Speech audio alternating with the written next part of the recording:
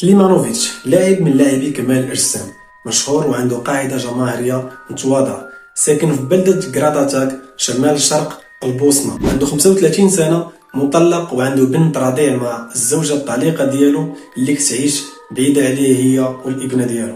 شهر 8 اللي فات وبالضبط كان الصباح ديال يوم الجمعة، سليمانوفيتش مشى لعند الزوجة ديالو باش يشوف البنت ديالو، ولكن للاسف ما بغاش بسبب المشاكل العائليه اللي تطورات بيناتهم واللي ادت للانفصال ديالو. فمشى بحالو، ولكن من بعد ساعات قليله رجع، ولكن هذه المره في اللحظه اللي فتحات بها الباب دخل بالقوه وضربها حتى فقدات الوعي. ومن بعد ما فاقت من الغيبوبه ديالها جراء الضربه اللي ضربها الراس، لقات راسها انها مربوطه وقدامها الطليق ديالها السابق اي الزوج ديالها واب الابنه ديالها قدامها، وفي يدو تليفون وفردي. فاش التليفون ديالو دخل تطبيق الانستغرام وطلق بث مباشر وتكلم مع المتابعين ديالو، قال لهم انهم غادي يشوفوا جريمه على الهواء مباشره.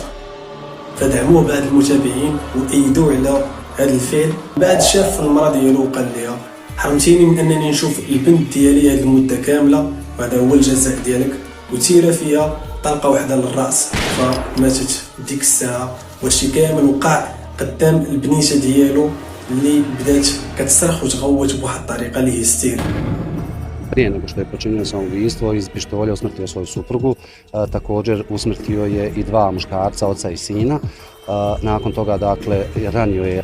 والاخطر من هادشي كامل انه من بعد ثواني قليله من اطلاق النار وقتل الزوجه ديالو، دخلوا بعض الجيران باش يعرفوا شنو واقع، ولكن للاسف اثير فيهم حتى هما وماتوا 3 ديال الاشخاص، لدرجه انه دخل في واحد الصدمه هستيريه وخلاته يبقى يغوت قدام الابنه ديالو، وجلس حداها وقرر على انه يقتل راسو حتى هو. فبدا كيتوالى معها، وقبل ما يدير هادشي كامل جلس حداها وواساها وقال هادشي كامل على قبلك، حيت كنت باغي نشوفك الام ديالك هي السبب، حرمتني هي والعائله ديالها. فعنق البنيته ديالو اللي هي رضيع صغير، وكان اخر عناق لا رجعه فيه، وانتحر باطلاق النار على نفسه. كانت نهايه ماساويه للاسف.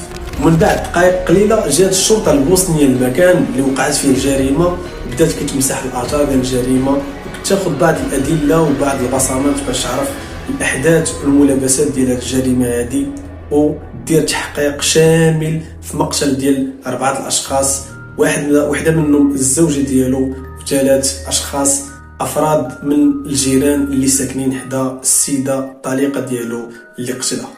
في الوقت اللي بدات عمليات البحث مع افراد العائله ديال سليمانوفيتش والعائله ديال الزوجه الطليقه ديالو، اكدوا العائله ديال سليمانوفيتش ان السبب في هادشي كامل هو انه حضر الزوجه ديالو الى بعدات البنت ديالو عليهم، ما بقاش كيشوفها بعد الانفصال ديالهم والطلاق ديالهم بشكل رسمي، انه غادي يقتلها. وكرر معها هذه العمليه او هذا التهديد شحال من مره في الوقت اللي بعدات البنت ديالهم عليه وسكنات بعيده عليه باش ما يبقاش يشوفها. فكانت هذه النهايه، وقرر على انه يقتلها.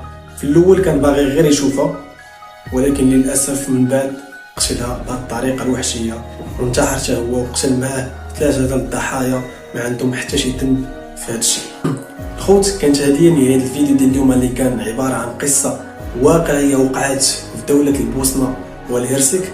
ما تنساوش البارطاج لاكبر عدد من الناس، وما تنساوش ديروا لايك لاكبر عدد، وما تنساوش تخليو لي كومونتير زوين تقولوا لي واش كيعجبوكم بحال هاد الفيديوهات باش نبقى نخدم عليهم.